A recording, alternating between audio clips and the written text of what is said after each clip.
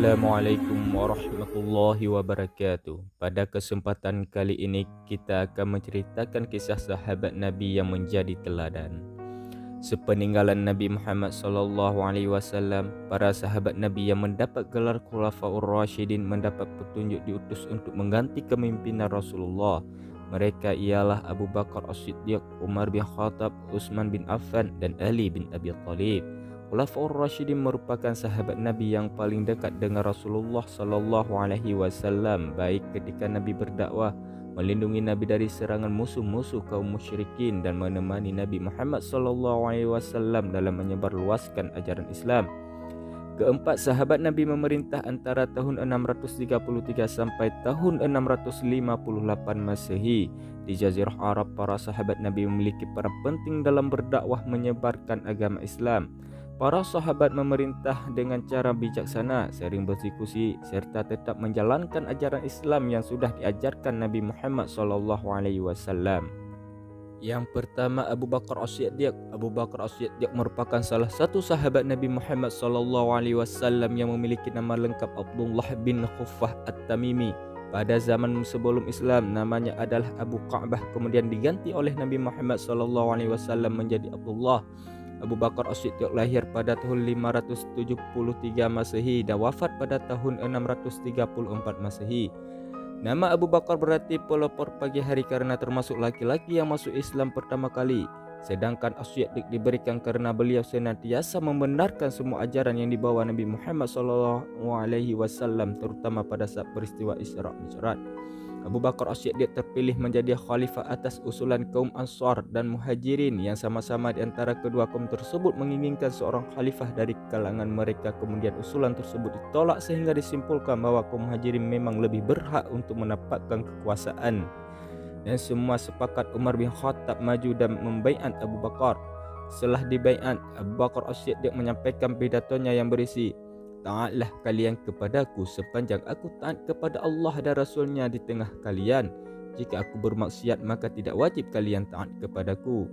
Pasca wafat Nabi Muhammad SAW, Abu Bakar As-Siddiq menjadi khalifah yang pertama yang menjadi kepala negara sekaligus pemimpin agama umat Islam dan berlangsung selama 2 tahun. Masa pemerintahan Abu Bakar As-Siddiq banyak menghadapi permasalahan dalam negeri, di antaranya munculnya nabi palsu, kelompok murtad, dan pembangkang zakat. Setelah berdiskusi dengan para sahabat yang lain, Abu Bakar As-Siddiq memutuskan untuk memerangi kelompok tersebut, yaitu perang melawan kemurtadan. Setelah Abu Bakar As-Siddiq menyelesaikan permasalahan dalam negeri, kemudian melakukan ekspansi ke wilayah utara untuk menghadapi pasukan Romawi dan Persia yang mengancam kedudukan umat Islam. Namun, Abu Bakar As-Siddiq meninggal sebelum misi ekspansi ini selesai.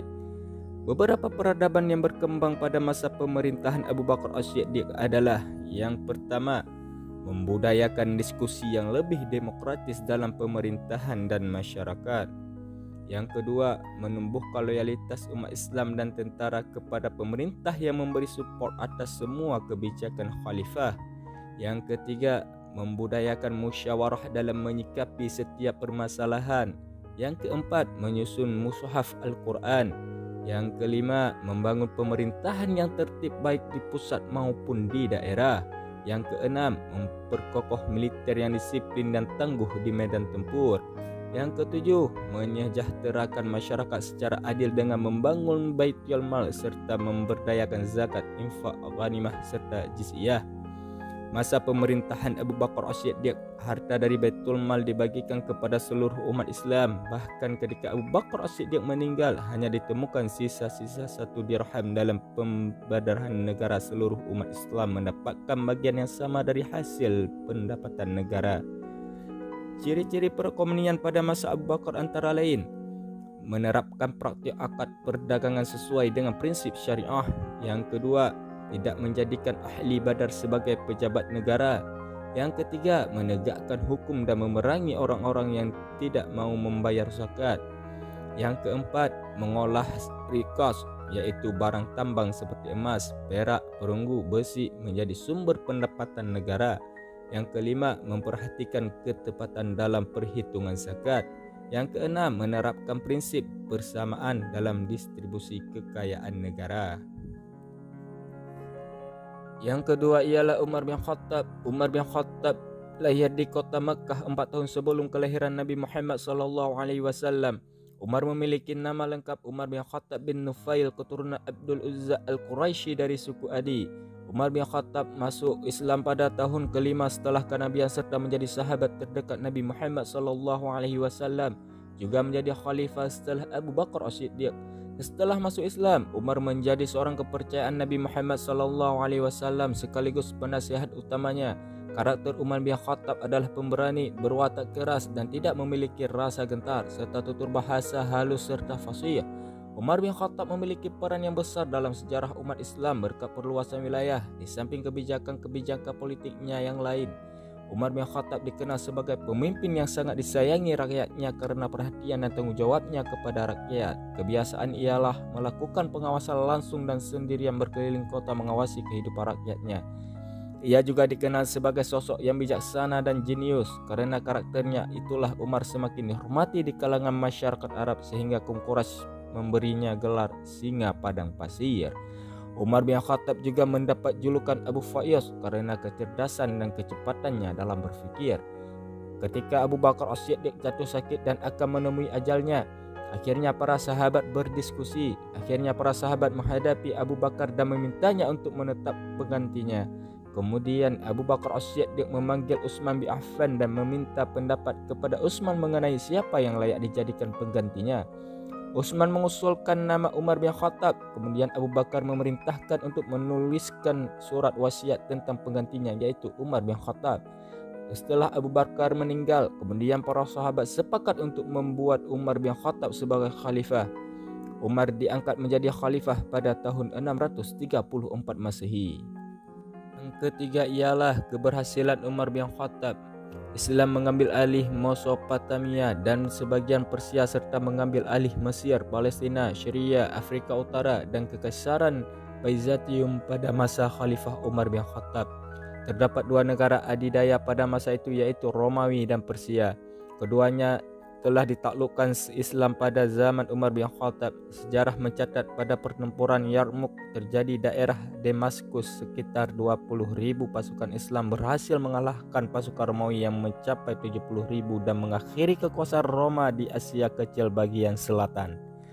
Umar bin Khattab melakukan aktivitas reformasi secara administrasi dan mengontrol kebijakan-kebijakan publik. Ia menyelenggarakan sensus di seluruh wilayah kekuasaan Islam dan pada tahun 638 Umar memperluas dan merenovasi Masjidil Haram di Mekkah dan Masjid Nabawi di Madinah serta memulai proses kodifikasi hukum Islam. Tahun ke-17 Hijrah, Umar bin Khattab mengeluarkan keputusan bahwa penanggalan Islam hendaknya mulai dihitung saat peristiwa hijrah. Beberapa perkembangan peradaban Islam pada masa Umar bin Khattab antara lain bidang politik, ilmu pengetahuan, seni, bidang sosial dan agama. Yang keempat ialah Utsman bin Affan. Utsman bin Affan berasal dari suku Quraisy, merupakan khalifah ketiga setelah pemerintahan Umar bin Khattab. Nama lengkapnya adalah Utsman bin Affan bin Abil As bin Umayyah. Utsman bin Affan memeluk Islam di atas ajakan Abu Bakar As-Siddiq dan kemudian menjadi sahabat dekat Nabi Muhammad SAW. Utsman bin Affan mendapat gelar Zunnurayn yang berarti memiliki dua cahaya karena menikahi dua putri Nabi Muhammad SAW secara berurutan setelah salah satunya meninggal. Utsman bin Affan masuk Islam bersamaan dengan Talhah bin Ubaidillah dan mendapat tentangan dan pamannya yang bernama Hakim. Pamannya terus menyiksa Utsman hingga datang seruan Nabi Muhammad SAW agar orang-orang Islam berhijrah ke Habsyi. Utsman berpindah ke Habsyi bersama Ruqayyah, yaitu istri, dan kemudian berpindah lagi ke Madinah. Setiap terjadi perang, Utsman selalu hadir menemani Nabi Muhammad SAW, kecuali pada saat perang Badar dikarenakan Utsman harus menjaga istrinya yang sedang sakit keras. Utsman bin Affan dikenal sebagai sosok yang dermawan. Terbukti saat itu Utsman membeli sumber mata air dari orang Yahudi dan kemudian bersedekahkan untuk seluruh umat Islam ketika mendapat musibah kesusahan air di Madinah. Pada masa itu juga Utsman dipercaya memegang kumpulan surat-surat penting dan rahasia-rahasia besar. Utsman bin Affan menjadi pengganti Khalifah Umar bin Khattab dengan persaingan yang ketat dengan Ali. Sidang syura yang dihadiri Utsman bin Affan, Talhah, Zubair bin Awam, Sa'id bin Abi Waqqas dan Ali bin Abi Thalib akhirnya memberi mandat kepada Utsman bin Affan. Utsman memerintah dari tahun 644 Masehi hingga 656 Masehi. Masa pemerintahan Utsman bin Affan merupakan masa pemerintahan paling lama dibandingkan khalifah sebelumnya.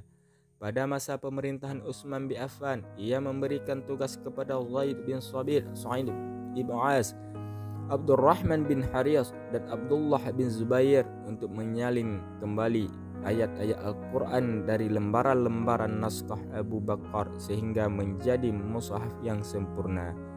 Seiring berjalannya waktu, mereka berhasil menghimpun semua Al-Quran ke dalam sebuah mushaf yang dikenal dengan sebutan Mushaf Utsmani. Khalifah Utsman bin Affan sangat menjunjung tinggi nilai-nilai keadilan dalam memutuskan suatu perkara hukum. Keberhasilan Utsman bin Affan antara lain: 1. Menyeragamkan cara membaca Al-Quran yang ditandai dengan penyusun ayat-ayat dalam satu mushaf. Yang kedua, membudayakan sistem musyawarah dalam kehidupan bermasyarakat dan bernegara. Yang ketiga, menertibkan administrasi pemerintahan dengan membagikan job desk yang jelas. Yang keempat, membangun fasilitas umum. Yang kelima ialah Ali bin Abi Thalib. Khalifah Ali bin Abi Thalib merupakan putra Abu Talib paman Rasulullah sallallahu alaihi wasallam. Ali bin Abi Thalib sejak kecil telah dididik dalam rumah tangga Nabi Muhammad sallallahu alaihi wasallam. Segala peperangan yang ditempuh oleh Nabi juga diikuti oleh Ali kecuali perang Tabuk karena ia disuruh menjaga kota Madinah. Abu Hurairah meriwayatkan bahwa Umar ibnu Khattab berkata, Ali ibnu Abu Talib adalah orang yang paling pandai menghukum di antara kami semuanya. Khalifah Ali bin Abi Thalib merupakan orang yang pertama kali masuk Islam dari kalangan anak-anak. Nabi Muhammad sejak kecil diasuh oleh kakeknya Abdul Muttalib. Kemudian setelah kakeknya meninggal diasuh oleh pamannya Abu Talib. Karena Rasulullah SAW hendak membalas jasa pamannya, maka Ali diasuh oleh Nabi Muhammad SAW. Karena kepintaran dan kedekatannya dengan Rasulullah, termasuk orang yang banyak meriwayatkan hadis Nabi, keberanian juga dikenal dan hampir seluruh perang yang dipimpin Nabi Muhammad SAW, Ali bin Abi Thalib selalu berada di barisan terdepan. Pada waktu pembaiatan, Ali berpidato setelah diangkat untuk menjadi khalifah, yaitu, "Wahai manusia, kamu telah membuatku sebagaimana yang telah kamu lakukan kepada khalifah-khalifah yang lebih dahulu daripadaku. Aku hanya boleh menolak sebelum jatuh pilihan. Apabila pilihan telah jatuh, maka tidak boleh menolak lagi. Imam harus teguh dan rakyat harus patuh. Baiat terhadap diriku ialah baiat yang rata yang umum. Barang siapa yang memungkirinya, maka terpisahlah ia dari agama Islam." Pada masa itu, masih ada sahabat-sahabat yang masih belum mau mengakui Ali sebagai khalifah, antara lain Hasan ibn Sabit, Abu Sa'ad al-Khudri dan Ka'ab bin Malik. Keberhasilan pada masa Khulafaur Rasyidin antara lain: yang pertama yaitu memberlakukan mushaf standar pada masa Utsman bin Affan. Yang kedua, menjaga keutuhan Al-Quran dan mengumpulkannya dalam bentuk mushaf pada masa Abu Bakar As-Siddiq. Yang ketiga, sahabat-sahabat Nabi mulai menyebar ke pelosok untuk menyiarkan agama Islam dengan berpegang teguh pada Al-Quran dan Sunnah.